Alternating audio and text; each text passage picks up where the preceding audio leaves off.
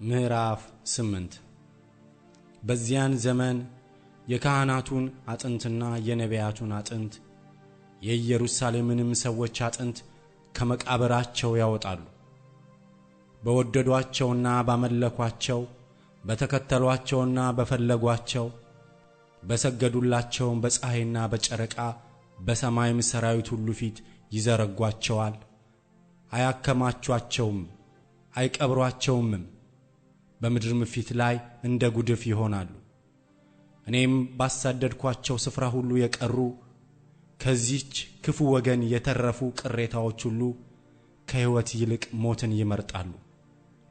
እንዲህም ትላቸዋለህ፣ እግዚአብሔር እንዲህ ይላል፣ የወደቁ አይነሱምን? የሳተስ አይመለስምን? እንግዲህ ይህ የኢየሩሳሌም ሕዝብ ዘውትር ስለምን ወደ ኋላው ይመለሳል? ተንኰልን ይዟል፣ ሊመለስም እንቢ ብሏል። አደመጥሁ ሰማሁም፣ ቅንን ነገር አልተናገሩም። ማናቸውም ምን አድርጌአለሁ ብሎ ከክፋቱ ንስሐ የገባ የለም። ወደ ሰልፍም እንደሚሮጥ ፈረስ እያንዳንዱ በየመንገዱ ይሄዳል። ሸመላ በሰማይ ጊዜዋን አውቃለች፣ ዋኖስና ጨረባ ዋልያም የመምጣታቸውን ጊዜ ይጠብቃሉ። ሕዝቤ ግን የእግዚአብሔርን ፍርድ አላወቁም። እናንተስ ጥበበኞች ነን፣ የእግዚአብሔርም ሕግ ከእኛ ጋር ነው እንዴት ትላላችሁ? እነሆ የጸሐፊ ብዕር ሐሰተኛ ነው፣ በሐሰትም አድርጓል። ጥበበኞች አፍረዋል፣ ደንግጠውማል፣ ተማርከውማል። እነሆ የእግዚአብሔርን ቃል ጥለዋል። ምን ዓይነት ጥበብ አላቸው! ከታናሹ ጀምሮ እስከ ታላቁ ድረስ ሁሉ ስህተትን ያስባሉና ከነቢዩም ጀምሮ እስከ ካህኑ ድረስ ሁሉ በተንኰል ያደርጋሉና። ስለዚህ ሚስቶቻቸውን ለሌሎች እርሻቸውን ለሚወርሱባቸው እሰጣለሁ።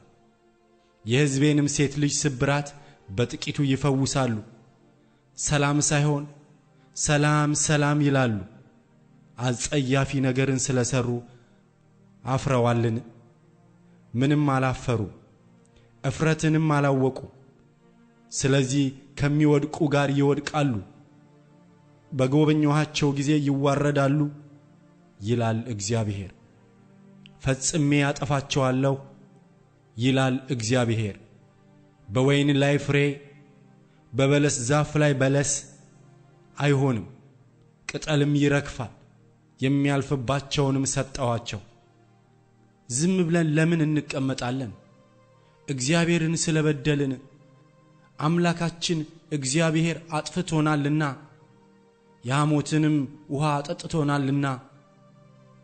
ተሰብስባችሁ ወደ ተመሸጉ ከተሞች እንግባ፣ በዚያም እንጥፋ።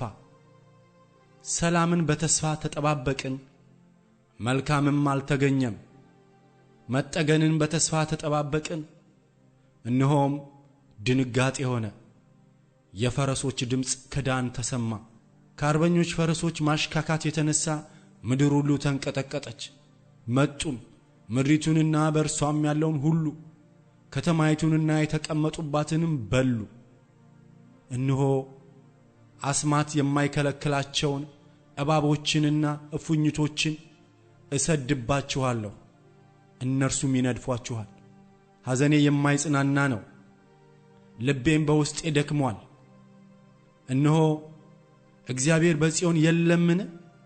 ወይስ ንጉሷ በእርሷ ዘንድ የለምን?